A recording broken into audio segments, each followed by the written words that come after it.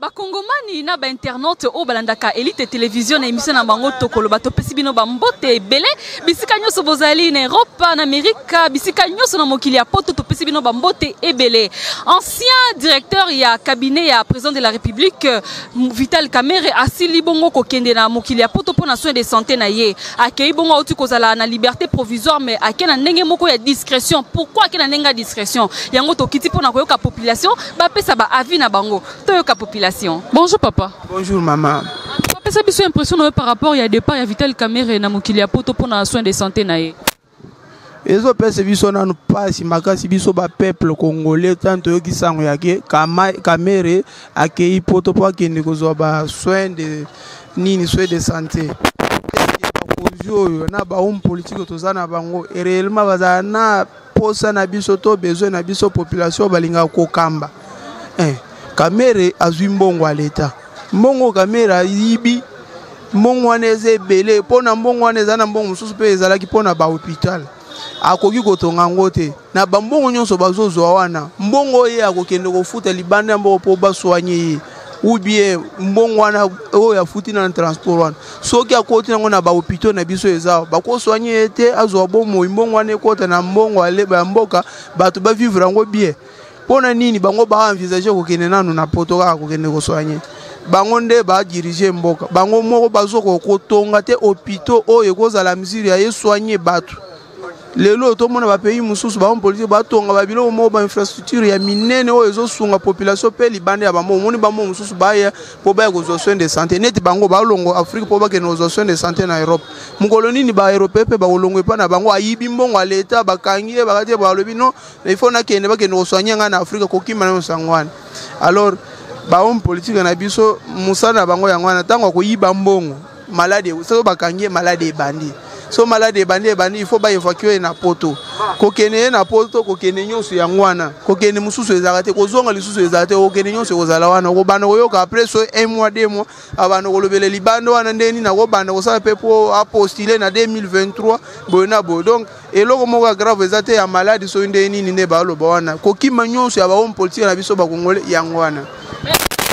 Ndenge makamango ezalaki procès ngo pezalaki mais procès bandaki Jamal pe azalaki na kobela pourquoi il pas quitté pourquoi il peut pas autoriser que abima pe pour que causation de santé na quelque part pour la santé na de ebiso ke ezaneti école de caméléon po o ya kangie ayebi be ke lobi pe azana dossier il faut bakanga yepe donc il faut lâcher po kene po jour mususu yepe so bakangie ba mona pe moya ko lâcher donc tozana na ba homme de conviction te o ba ko batela biso o basala o lo ba mi droit bazate po Jamal surtout age Jamal na ya Kamerhe Jamal aza mukolo par rapport à Kamerhe et puis so muto ko bela maladie o bakozwa ngo sérieux peu à urgence eza Jamal po age na eza déjà avancé Kamerhe aza na nu jeune papa mais neni ni bako mona ka Kamerhe akene muto azwi mbongo a l'État ebele akene mais Jamal abatike na bolo donc eza injuste il faut batika pe Jamal akene po mbongo wana to komona ngo peti ata basale ba procès nyonso to tikeli ko yoteke mbongo Kamerhe na Jamal bazwaki ezongi na trésor public et to yoki ngo peti ezaka na munoko bongo te ba bloquer ba biloko basali boy alors eloko moko important c'est ça il faut mieux batika batu nyonso wana batika biso calme to sala mamusu so bayibi so balobela biso pete muto ayibi babete to bete lega maboko to kende liboso moyen to lande sous makambo ezate.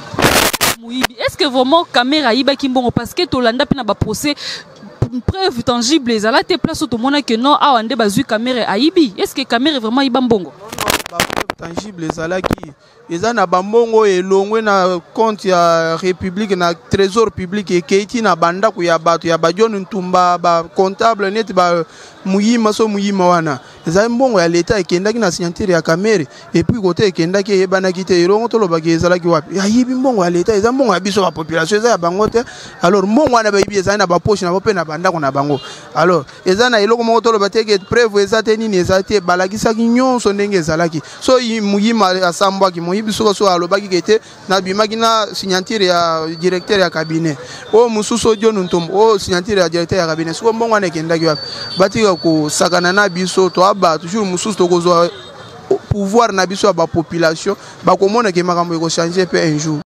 Bonjour papa. Bonjour madame. Papa, Vital Kamerhe a voyagé pour la soin de santé qui na mukili ya poto après avoir azalaki na liberté provisoire mais lelo oyo bo Vital Kamerhe a voyagé impression na yezanini.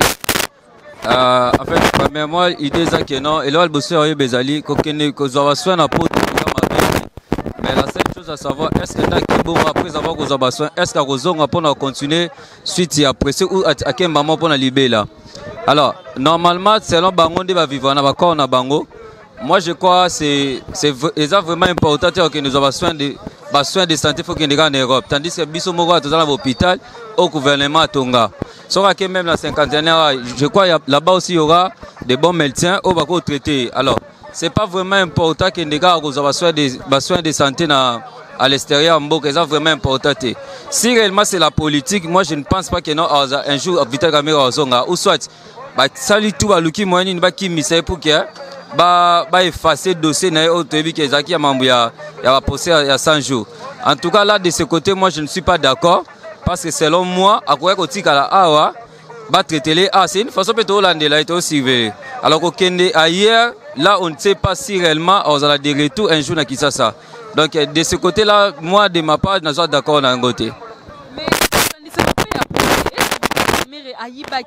Kimbongo à l'État parce que tout le monde a fait ma preuve possible tout c'est que non Vital Kamerhe a soka kene mukili ya poto ya mabeza liwa koiba ou aiba quitter en tout cas là moi je sais pas comme de balobaka avant qu'on condamner mutu faut en avoir preuve avant qu'on le mabe mutu faut en avoir preuve si on en a preuve c'est inutile de parler vaut mieux rester silencieux au lieu de parler des choses où éviter. Alors moi je crois c'est comme un niveau justice à saisir à Simba tant de jours à Salikuna. Apparemment, c'est qu'il s'est passé quelque chose. Vital Kamerhe a conseillé à Yebi, mais aussi dans l'entourage de Yebi. Alors, moi, tellement Nazaki n'a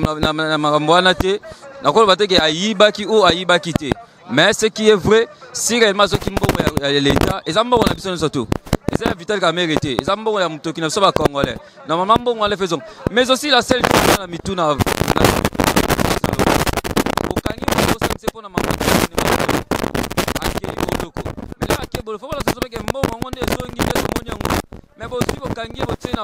Après un moment, vous voyez que non, vous pouvez liberté provisoire et pas qu'ils ont un traitement dans la poto.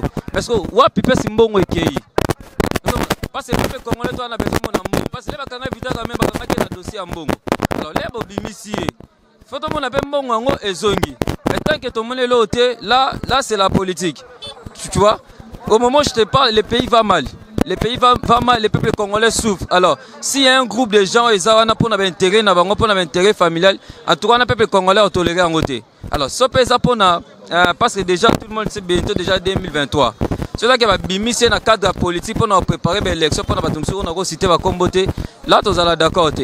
Donc, pour nous, en tout cas, dossier à Kamerhe, jusque-là, tout le monde a un flou parce qu'apparemment, rien ne passe et malgré ça, la mité.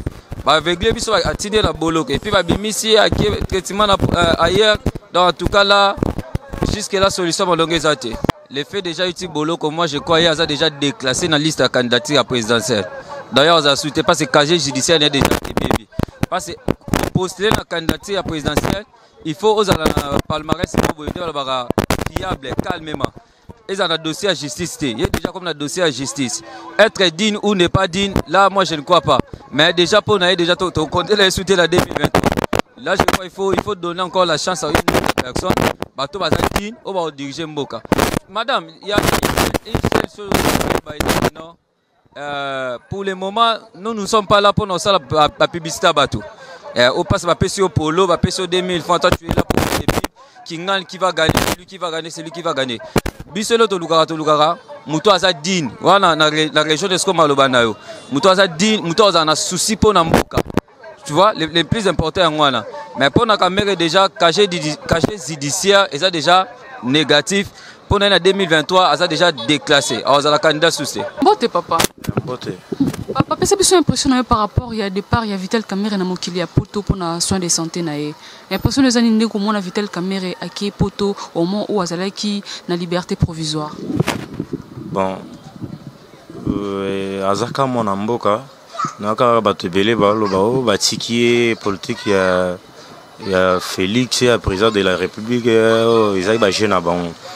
Non. Tant azaki na boloko balobi Félix akangisi kaka aka muto asali a aidé pour na ba élection akangisi tant muto longi à partir ba justice a pesi liberté provisoire ya ngona bato musuba lo ba o batiki au moni ba lo ba bilobela lisusu c'est-à-dire au moni en justice na biso eza bien ceux qui osa kuna au longi bo misi ba preuve normale eza bien tant batiki azaka mona mboka abimi libanda pona zwaka swena e bon soin de santé yango awa na mokili na mboka na biso Congo ba hôpital ya malamu to ba docteur malamu ba ko soigner santé na yete kaka il faut kina mokili ya poto. Bon pona ngai na monaka eza politique eza na CCA na parce que ceux qui hollandais ba te belé atana ba te belé ba lo ba kaka maire aza pion ya ba français aza pion ba français mais na iloko ana nako nakolo belango parce que bato belé ba lo belango makasi caméra za pion ba français bo makamo belé à cause de la kina politique à cause de makama maladie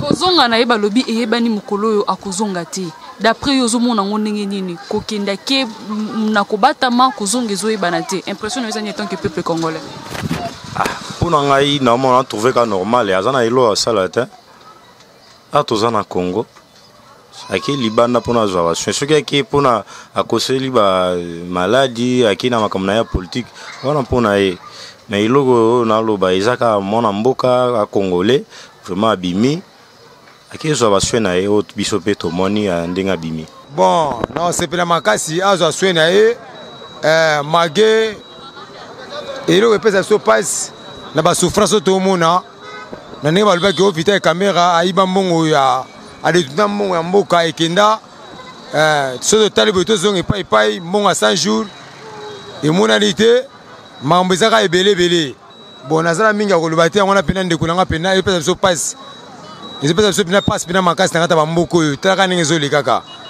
soki vital caméra asa innocent pourquoi a voyager avec faute a voyager bato ba yibite na moko ba et puis kozonga na ezoyebana te na mungani wako akozonga départ na ye pourquoi ezalaki na mwa foot bon wana merci ndeko ezali eza ba jeune bango moko ba politicien nde ba sala ba jeune bango ba ba secret ekoza côté ake sweme ake swente za ba démarche na bango mususu comme toke non kala te toke na makambo ezeke non ya ba campagne au moni ki wana ezali ba jeune bango to ba ke salaka wana pena to mona pena flou wana esenga pena ke suka na ngo ezala mabe biso na ba konza mboka na tangu ya procès à 100 jours jamal pe bande ko ka bien te bande ko ba attendre ko bile ko to son kolo makasi mais pourquoi pas na accusation de santé yo le kula za mundial pourquoi tu n'es qui accusation de santé bon ceux qui a gagné accusation na mboka ba paya wana eza je ebetama ke za dada ebetama na mboka na biso ba ko na mboka pe belé o ba iba ki makambo wana eza couverture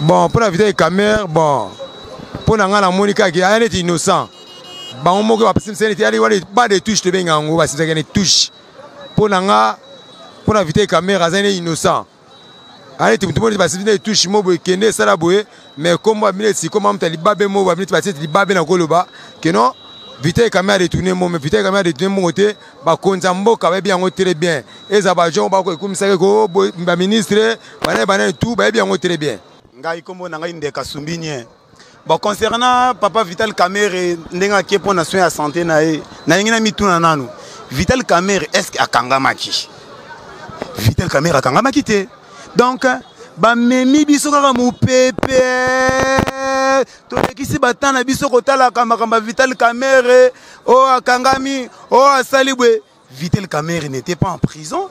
Ce Vital Kamerhe qui causa, disons, soin de santé, il était un homme libre. Moi, je ne crois pas que Vital Kamerhe.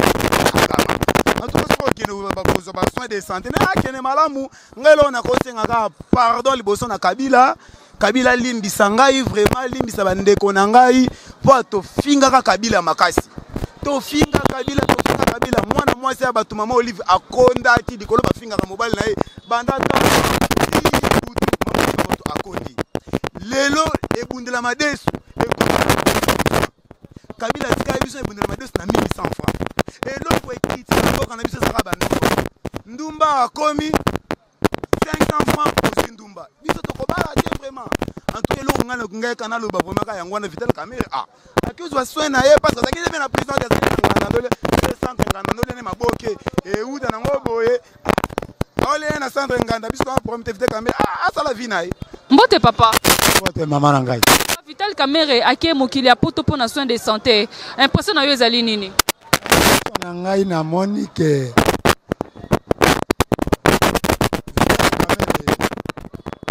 asalaki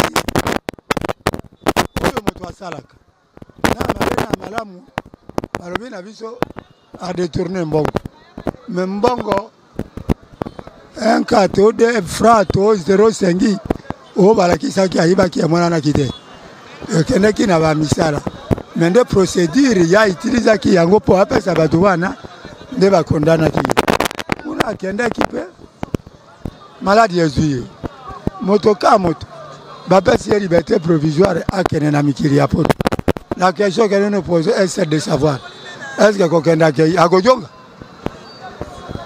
du point d'interrogation soka azongi akozonga kaka na boloka yango lisusu oyo azwaki malamu voilà ke nzoto na ye ezala malamu azongela biso c'est un grand leader vraiment Vital, ce n'est pas n'importe qui parmi la jeunesse congolaise. Je vous remercie. Est-ce que Vital Kamerhe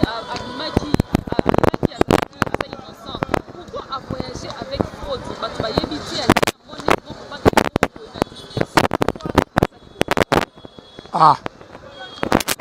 C'est la liberté provisoire à Kenaye. Au Goïko ça la beauté, un mouvement politique, papa. Il y a soit des marketing qui étaient. À la limite, il y a des chiches. Alors, il y a un moment qui a Kende qui n'a eu en catimini. Mais les caméras Vital et Kamerhe. Balobananga ya soke daribo. Mbongo ya ibaki. O balobaki a détournaki. Na ba ba détournaki na ye. Bazongi sango na caisse ya l'état.